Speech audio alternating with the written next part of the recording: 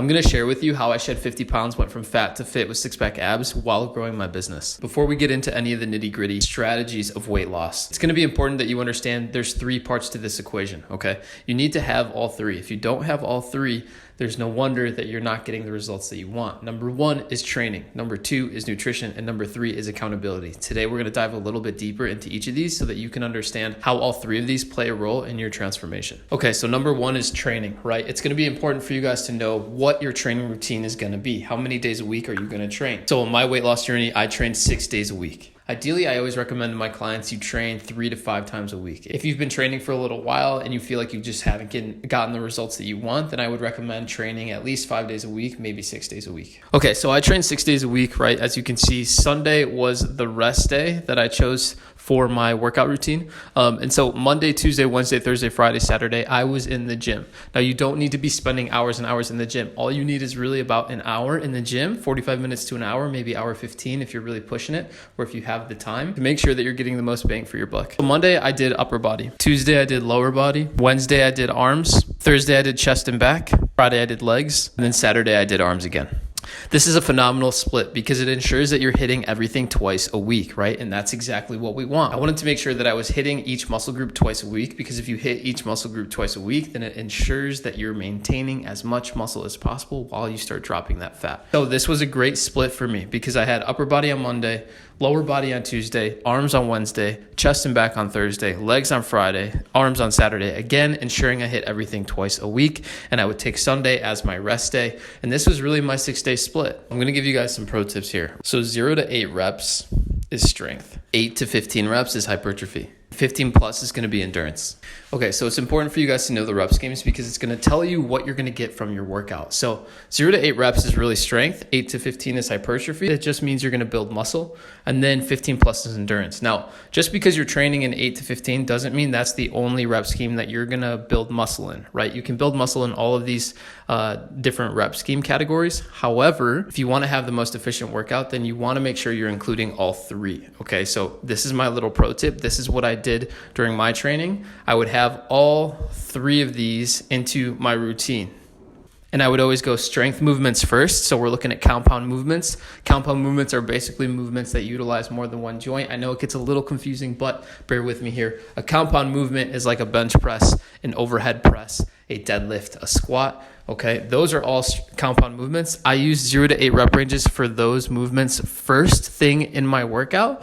And then after I completed that, I would go ahead and do the volume. So I would do anything between 8 to 20 really reps of various exercises for various sets. Now, of course, the rest time is going to change depending on which rep scheme you fall into. But there's actually another video that I shot explaining exactly what you need to know when it comes to rep schemes. So if you're curious about that, you can watch it here. Number 2 is nutrition. Nutrition is going to be super important. Of course, you guys know that training is important. You guys know holding yourself accountable is important, but it won't matter how hard you work out if your nutrition is not in check. So here's what I did with my nutrition. Inside of Men's Fat Loss Method, we have a tried and true system. It's 4 steps. Step number 1 that I would use if you were one of my clients and that I actually used myself is the food log. What is this food log? What I always recommend is that you log your food for about 2 weeks. What this will inevitably allow you to do, right? And when you log your food, by the way, you're not looking to log ounces or grams or weight or any sort of measurement. You're just logging actual food groups. So if you had a cheeseburger that night, you'll write cheeseburger for dinner. If you had cereal for breakfast, very simple. But what this inevitably allows us to do is after I use the food log, right? So I logged my food for 2 weeks. After I used the food log, I then went into MyFitnessPal, okay?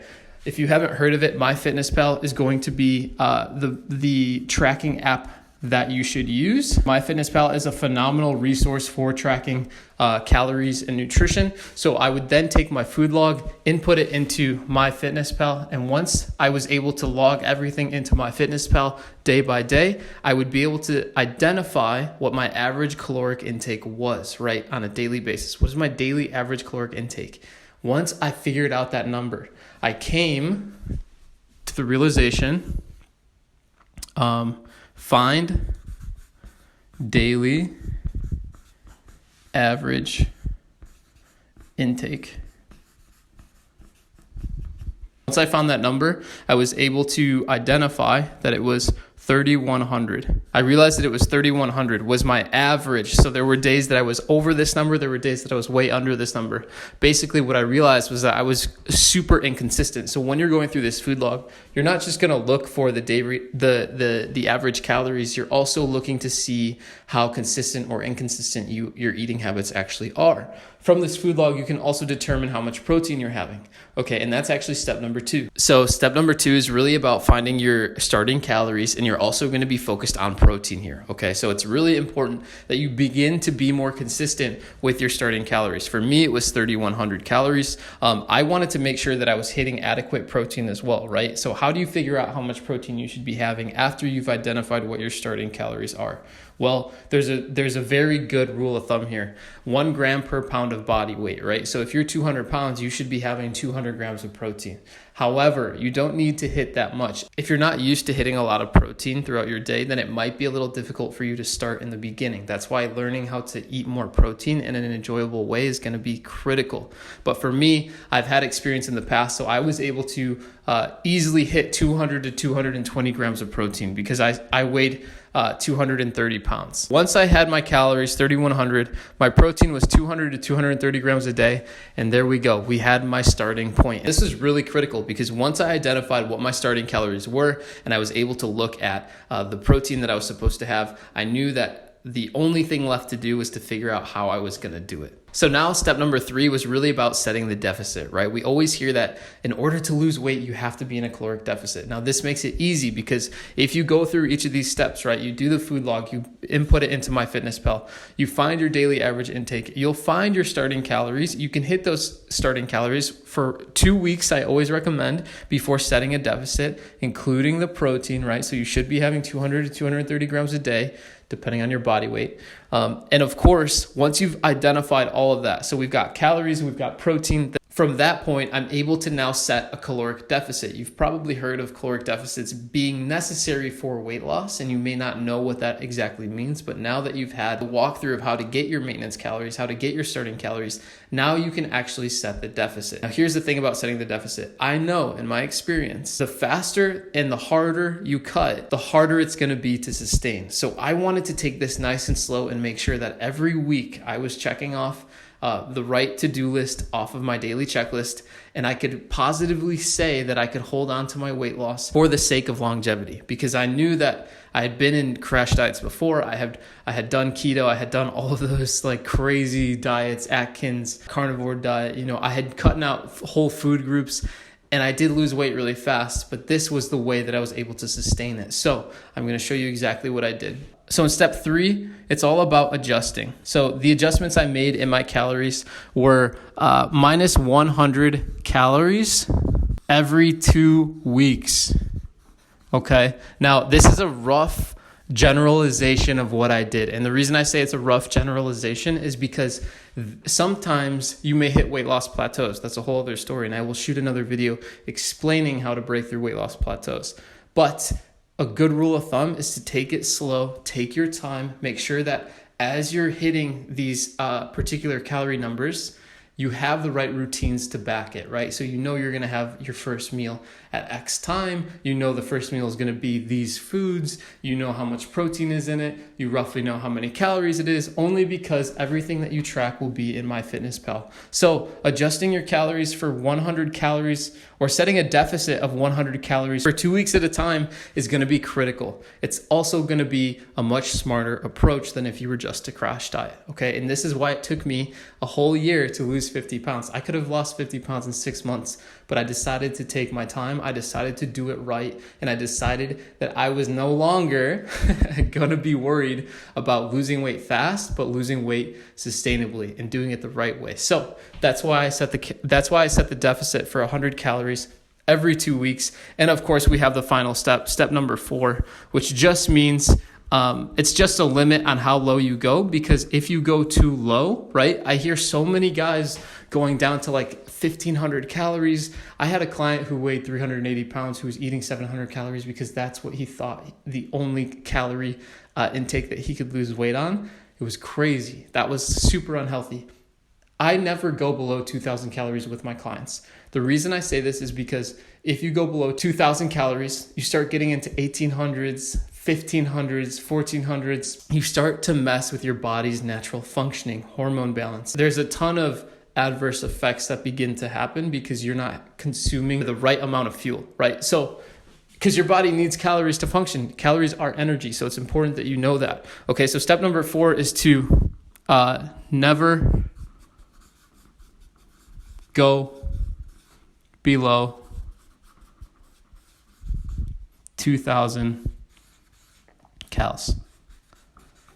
Okay, so assuming you start at 3,100 calories, because you're probably eating a ton more than you thought, right? It took me all the way down to 2,000 was the leanest that I got. This is what I looked like when I was 2,000 calories, eating 2,000 calories. I felt amazing. I didn't feel like I was starving myself. I had six-pack abs. I felt lean. I felt confident in how I was looking and how I was feeling. I still had a ton of energy. And the reason that I say this is because this formula, this 4-step formula that I've created pretty much over the past, since 2017, 2016, this formula is tried and true, right? So if you find your maintenance calories, you set the deficit, you don't go below 2,000 calories as a male, you hit your protein goals every single day, you will lose the weight, you will look the best you've ever looked, and you will feel the best you've ever felt. So that's exactly what I did. Let's move on to step 3. Why is accountability so important? Accountability is the glue that ties all of it together, right?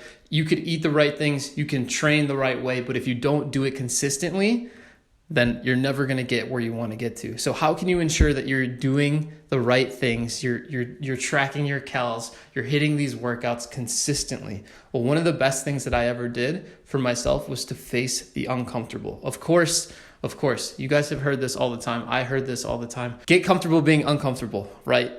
And it sounds nice when you say it to somebody, or it sounds nice when you hear it in a motivational speech, but when you're actually in it 4:30 a.m. before a whole day of work and, a ton of other things, and you have to get to the gym, right? It's uncomfortable. So I think it's important to just note that the sooner you get comfortable being uncomfortable, the more results that you'll actually get, okay? Number 2 is hiring a coach. Make sure that you have a coach, okay? The reason I say this is because in 2017, I hired 5 different online coaches, okay? These online coaches taught me a lot about training, nutrition, and most importantly, they taught me the discipline, right? The discipline, because external accountability became internal motivation, right? Think of when you were a kid, right?